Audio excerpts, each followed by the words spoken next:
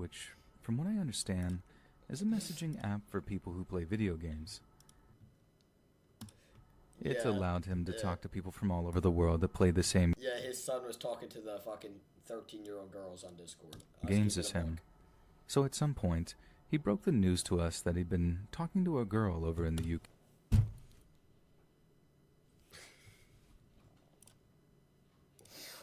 Oh my holy pre-guess, bro.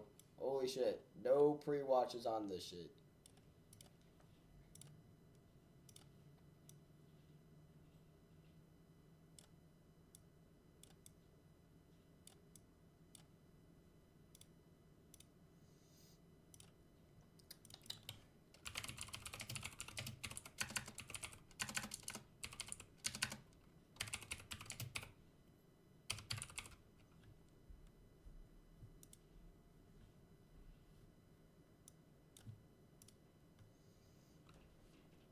Hey, shawty. Named Lori. She and he had become friends, playing some sort of pirate game, playing together most days and talking pretty much all the time when they weren't at their computers. And eventually, he just up and asked her if she wanted to be his girlfriend, and she says yes.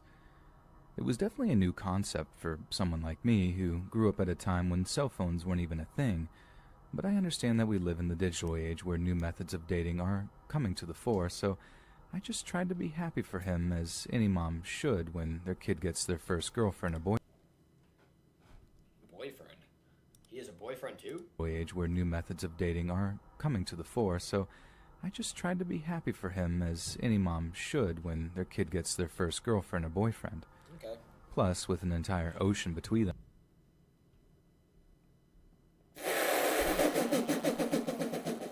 Oh, what the fuck? It's not like I have to worry about them getting accidentally pregnant or something. However, one Sunday afternoon, my son emerges from his boy cave for what seemed like the first time in days, walks into the TV room where me and my husband are sat, and with a very concerned look on his face. We asked him what the matter was, and he just kind of shrugs, tells us everything is cool, and then just kind of wanders out again. So as you can imagine, me and my husband give each other a look as if to be like, what was that about? My husband gets up, follows our son into the living room before gently Bro, he didn't last long enough on the fucking video call. prodding him about anything that might be bothering him. From what he told me, our kid was just doing that typical boyish thing of pretending that everything was fine, but in a way that tells us that he's obviously upset about something. My husband then told me he asked after Lori, with our son responding in almost a visceral way of like, why are you always in my business, blah blah blah. He'd obviously touched on a sore subject, so our general conclusion was that he and Lori had broken up, and he just didn't want to talk about it. We weren't about to press him on it, so we kind of just left him to it, getting coming out to go to school or eat dinner, and then just retreating back to his little boy cave. Like I said, we figured this was because he'd split up with his internet girlfriend, but one time my husband was walking past his room and blatantly heard him talking to someone via his little voice chat Discord thing, addressing them as Babe and, at one point, Lori. So apparently they're still talking at that point, but we still assumed that they were having relationship issues, putting it down to the fact Turns out she was a 34-year-old male that lived in Russia and moved to Bangladesh when he was 26. that they were like So, thousands of he miles got a apart. little upset. I know long-distance relationships don't work at the best of times, even when people were just a few states away from each other. But these kids had an entire ocean separating them, so God knows how hard that must have been on them. Only, as we came to learn, Bro, like, that I wasn't don't need to see this. I don't need exactly to see the this. problem. It was something much, much darker. So as I said, our son seemed to be getting more and more depressed over the course of the month, and it got so bad that at one point that me and my husband discussed getting him a therapist or something to nip the problem in the bud before it could morph into something less easy to deal with. But suddenly, out of apparently nowhere, he just perks up. One day he's looking better, feeling perkier, and is considerably more Yeah, he got that perky. He's on that perky now. talkative. They actually seemed keener on spending more time with us too, which for a 16-year-old boy struck us as very unusual. I mean, not that we were complaining. It was nice seeing him feeling better about things, and we put it down to him meeting a new girl or just shutting out Lori from his life. This kind of sunny behavior carries on for like a week or so until one Saturday, when after coming down for breakfast, we don't see or hear from him for the rest of the day. Late in the afternoon, my husband goes up into his room, knocks on the door, and asks our son if everything is okay. He comes back down into the TV room, tells me there was no reply after knocking, then asks me if I had seen him leave the house at all during the day. I tell him no, that if he had gone over to a friend's house or whatever, that he certainly hadn't let me know. Then my husband just kind of shrugs, tells me he has a headache, then walks off to the downstairs bathroom to get an aspirin from the medicine cabinet. Next thing I know, I can hear him springing down the hallway and up the stairs, his feet like boom, boom, boom as he rushed up to our son's room. The whole bottle's empty. I'm super confused, like, what's going on? Whoa, before walking out into the hallway. Would that kill you? Would a whole bottle of aspirin kill you? We're going to AI.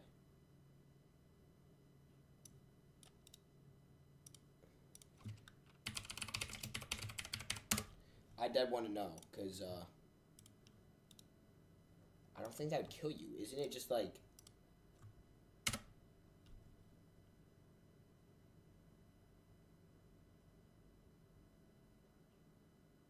Oh, no, it can.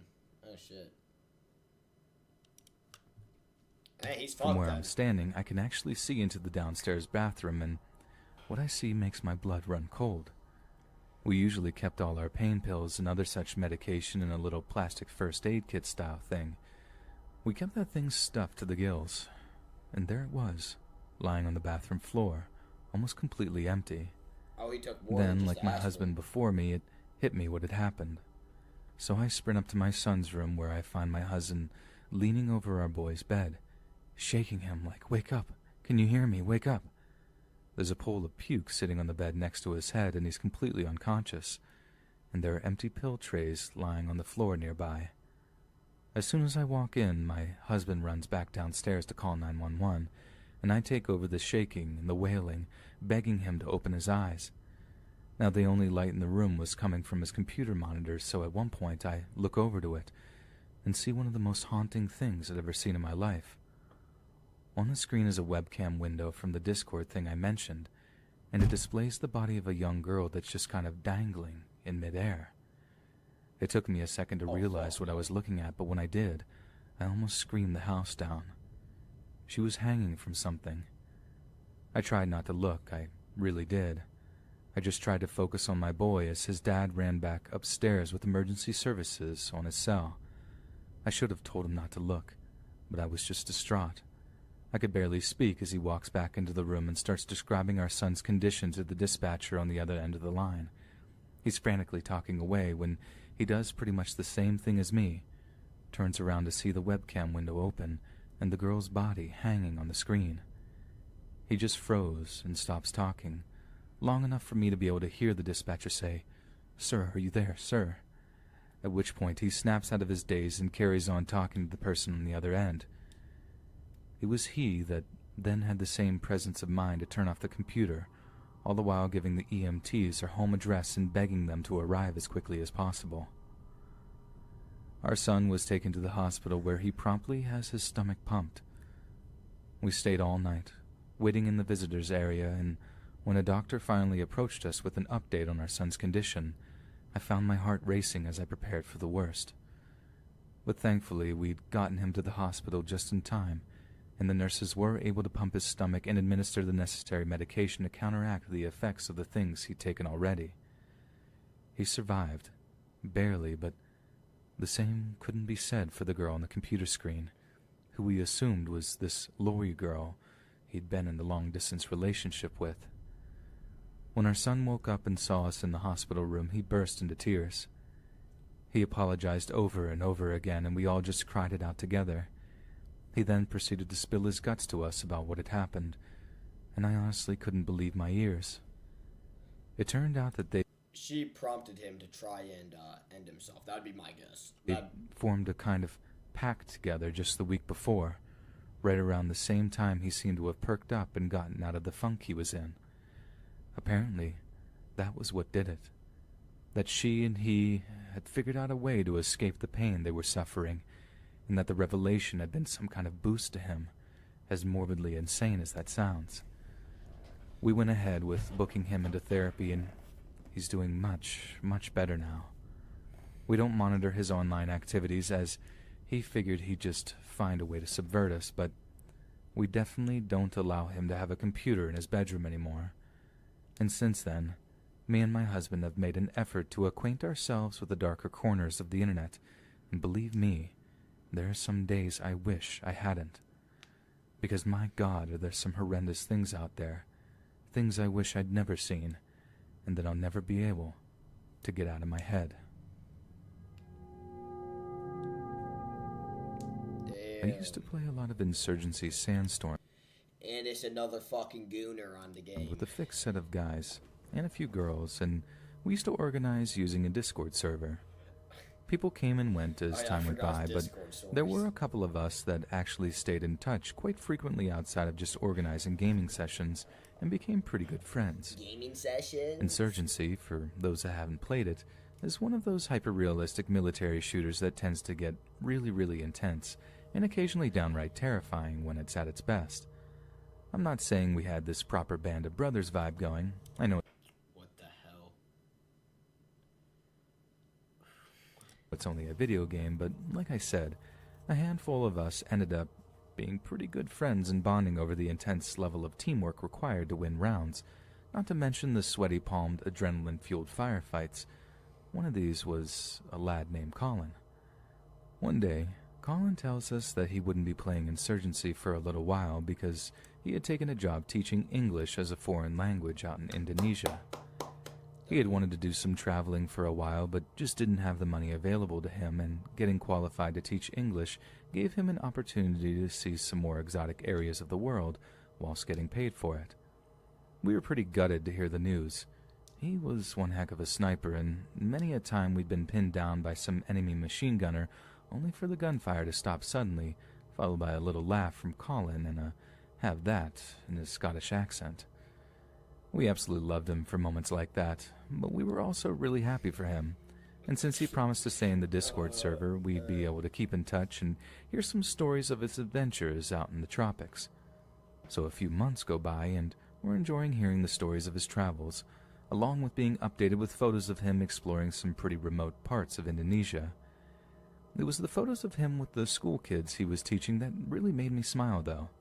He looked like he was having the time of his life, especially when we saw some videos of him teaching the kids some pretty obscure English phrases. He turns into a Not only predator. that, but occasionally we'd hear some of the kids actually repeat the phrases back kind of in a Scottish accent, and the idea of a bunch of Indonesian kids learning to speak English with an Edinburgh accent was absolutely hilarious to us.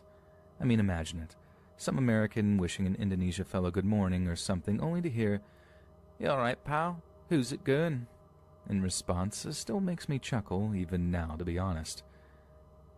Then, in September of 2018, I woke up to the news that there had been an earthquake in the sea just off the coast of Indonesia, causing an earthquake that had resulted in a massive tsunami that had destroyed huge sections of the country. Immediately, I thought of Colin. I jumped onto Discord using the app on my phone and sent him a message asking him if everything was all right and hoping he'd not been caught up in the tsunami. Obviously, there was a huge 7 or 8 hour time difference between the UK and Southeast Asia, and occasionally Colin didn't reply for hours, so the fact that he didn't immediately reply wasn't a massive concern to me. But he didn't reply all that day, to the point where I started expressing concerns to some of the other lads in the server, sharing the news of the tsunami with them and mentioning that I was worried Colin had been caught up in it. We knew from the news stories about which areas of Indonesia had been affected, but we didn't know exactly where Colin was, only that it was in some remote areas and didn't always have immediate access to Wi-Fi, another reason for us to not immediately worry. But he didn't reply the next day either, or the day after that. and it got to the point where a week had gone by and we'd heard nothing back from him. No one had seen Colin, even online, since we got news of the tsunami.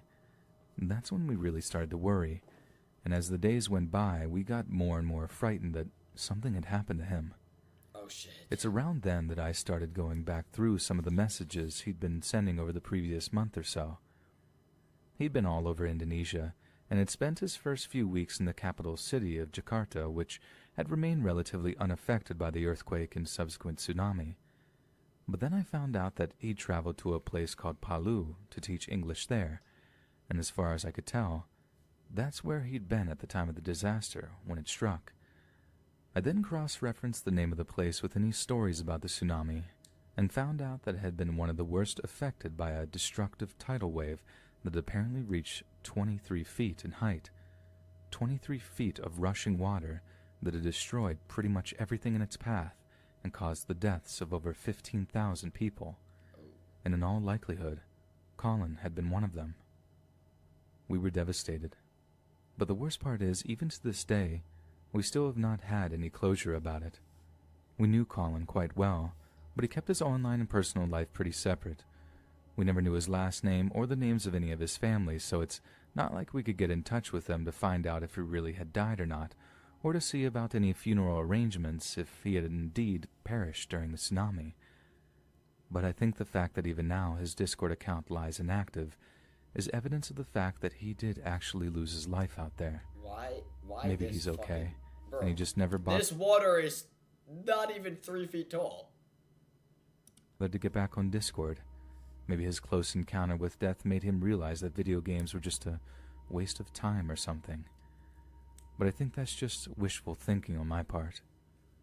In my heart of hearts, I know he's probably dead.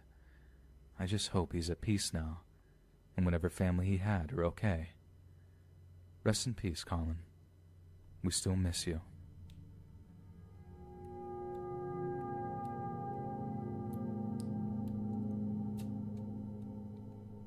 So a few years ago, I matched with a girl on Tinder who I ended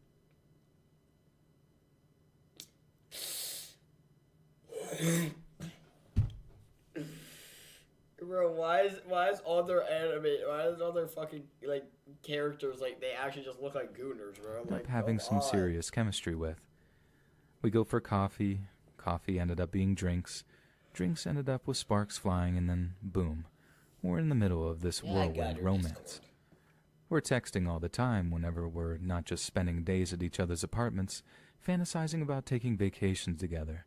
All the stuff two young people do when they got that new relationship energy going. But then one day, right when I think things couldn't get any more perfect, is he dating a fucking femboy? she sits me down with the obvious intention of having a pretty serious talk. He did date a femboy. I figured it was like a breakup type thing, so I braced myself for the worst. Only it's not quite as bad as I feared. It was just, well, weird. She tells me she's poly. At the time I had no idea what that meant, so I just sort of stared back at her with this confused look on my face, prompting her to explain that poly is short for polyamorous. For those that aren't entirely savvy with the term, it's basically a fancy word for when someone practices open relationships. The girl says she can commit to me, but that she'd have to be free to see other people, albeit in a less serious capacity. Being young, dumb, and totally besotted with her, I agreed to it, and it ended up being the worst decision I'd ever made. I started off by telling her she could do what she wanted, but only as long as she didn't tell me about any of it. She agrees to this, but as the weeks went by, I did start to get a little jealous. She sought to remedy this by introducing me to the app that she'd used to find other polyamorous types to hook up with. So he's not even the gooner, it's him. I'm guessing they're both boys. I'm not going, like, come on. Called Discord. Now, apparently it's primarily used for communicating in video games, but I learned that people use Discord for all types of weird stuff, including hookups.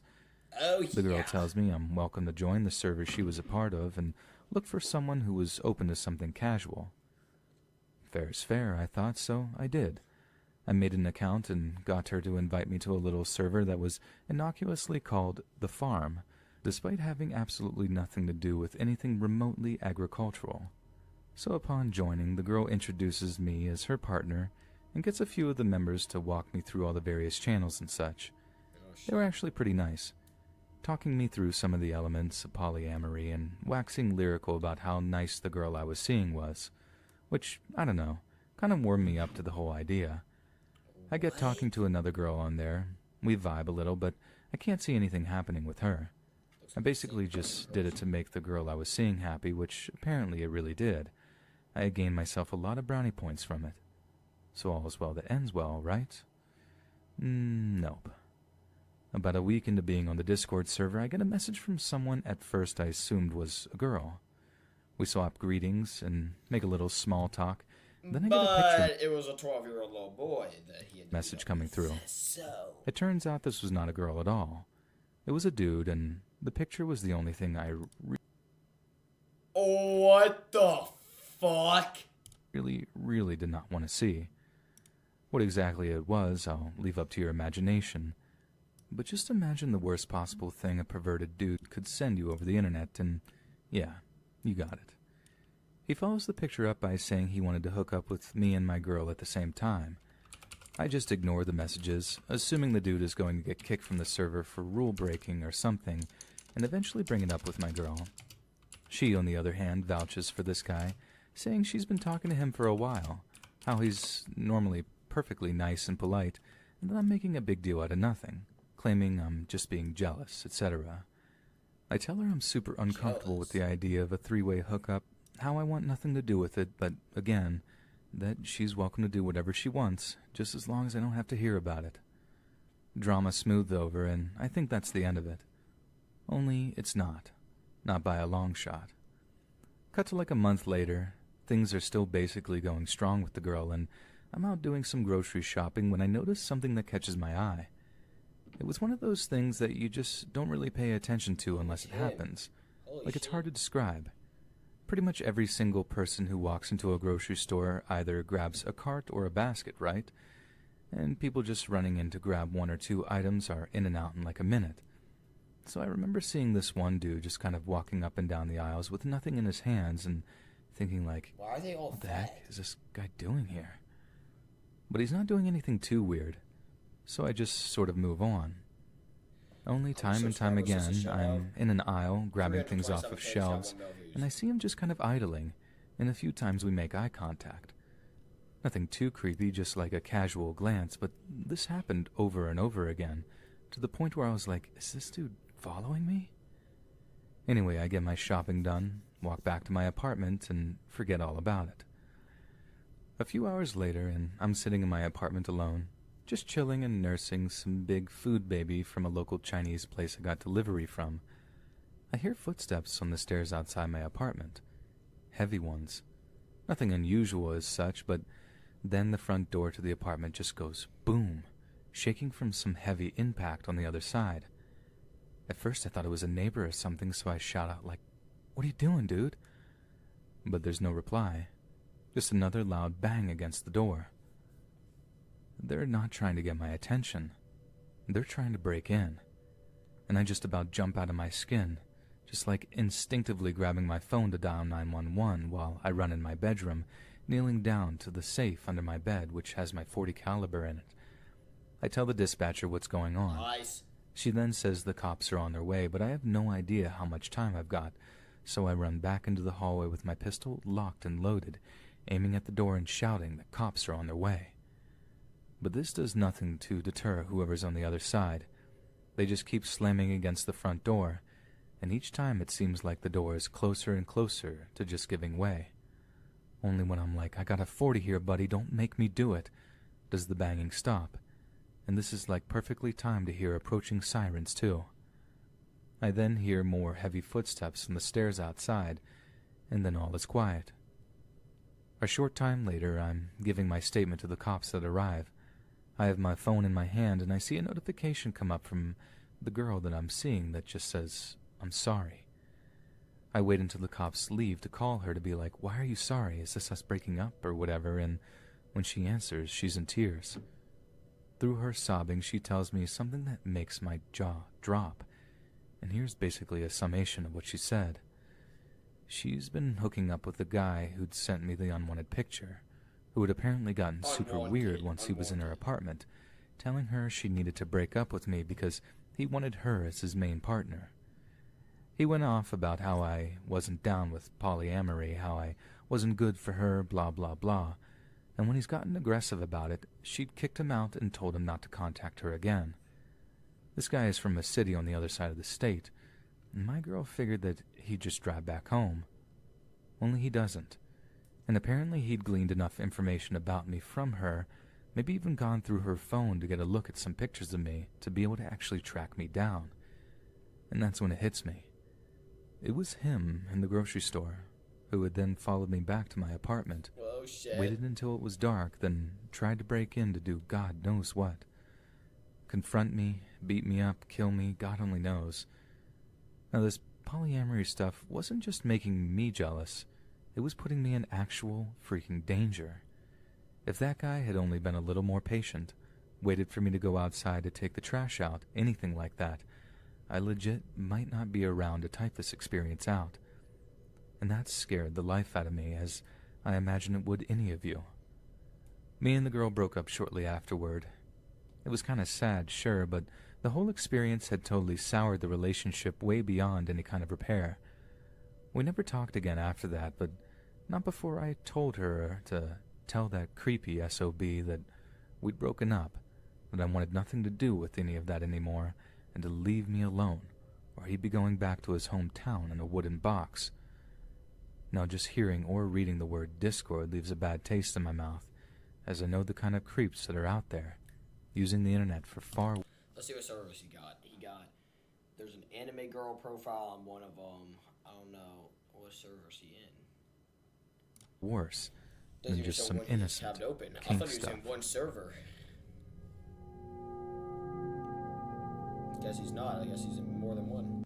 Okay, A few years ago, I was part of a True Scary Stories server on Discord. It was a place where people would share their own personal stories of scary or spooky things that happened to them in their lives. Okay. And for a while, it was honestly a lot of fun. Sure, a lot of the stories sounded made up and generally involved stuff like I saw a shadow figure at the end of my bed and other stuff that sounded like they were lifted straight out of a bad horror movie. But every so often, someone would share a story that didn't have a hint of the supernatural in it, something that was actually believable, and occasionally, these stories were genuinely terrifying. I read a lot of seriously spine-chilling stuff on that server, but a lot of it I've forgotten over the years, probably because although they were creepy, they just weren't disturbing enough to actually stick with me. But there was one story in particular that I've never forgotten, because it's genuinely made me shudder to read. I hope the user in question doesn't mind if I share their story, and if they happen to read this, I'd like to think that they could let me know in the comments and maybe correct anything I got wrong, because I'm telling this from memory. But anyway, here goes.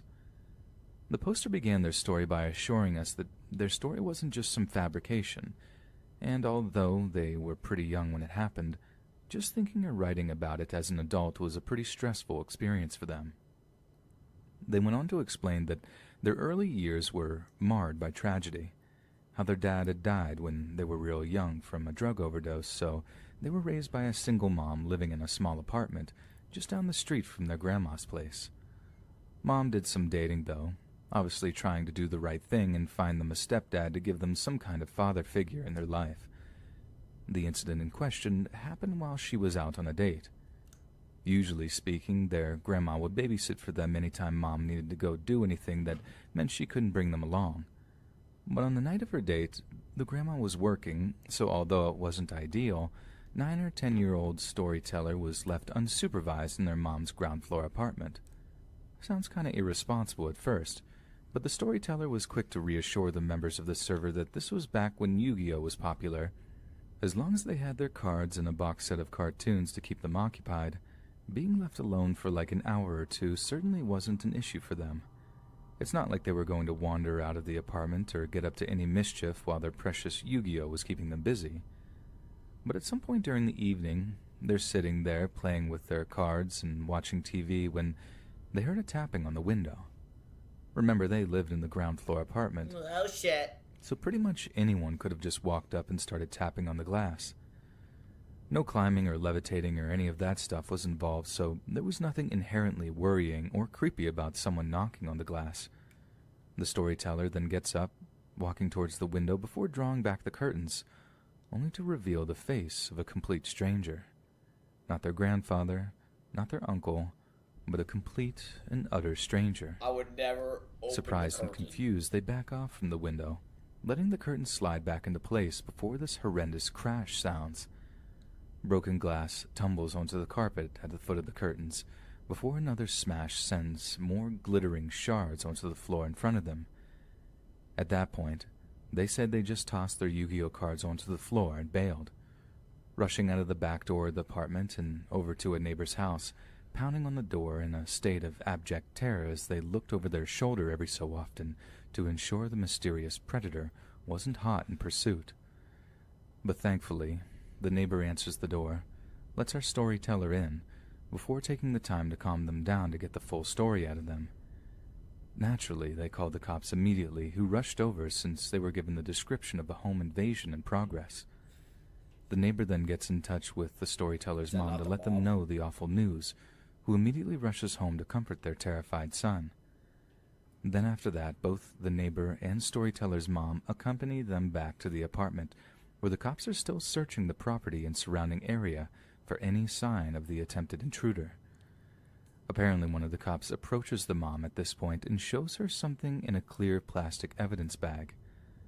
Mom stares at it, turns pale, then kneels down and hugs our storyteller tight, fighting to hold back tears as the neighbor guy is just like, my God. They both ended up staying at the grandma's place for like a week after while the window was repaired. And if that seemed like a bizarre amount of time to fix a window and that something else might be behind them staying away from the apartment for a while, you'd be right in thinking that. Our storyteller had their suspicions for a little while, but they were too young to really understand the implications of what had happened. The kind of danger they'd been in wasn't clear until many years later, when their mom explained to them just what happened that evening. You see, it wasn't just the window that was being replaced. The entire apartment was being fitted with new, incredibly sturdy locks, CCTV cameras, just about everything short of a panic room, all being paid for by Grandma and Grandpa. The whole family was absolutely terrified, and it was all down to the piece of evidence that the cops showed to the mom that night, the little thing in the clear plastic evidence baggie that made her turn ashen and squeeze our storyteller in a big, trembling bear hug. What was in that plastic bag was a photograph of a young boy curled up in bed, sleeping soundly, and that boy was our storyteller. The mom told a much older storyteller that the photo couldn't have been taken long before the attempted break-in. Something about the sheets on the bed being fairly new or something. I can't quite remember. Or maybe it was a new haircut storyteller had gotten. But either way, it was some detail in there that made it clear that the attempted intruder had broken into the apartment somehow, maybe only a week prior, and taken a photograph of our storyteller while they slept. I can only imagine they had done so to several other children too. I'm not gonna lie. This wasn't a bad video. I see some of the comments. Didn't know, but the first story is more sad than scary. Oh, hell yeah. Hell yeah.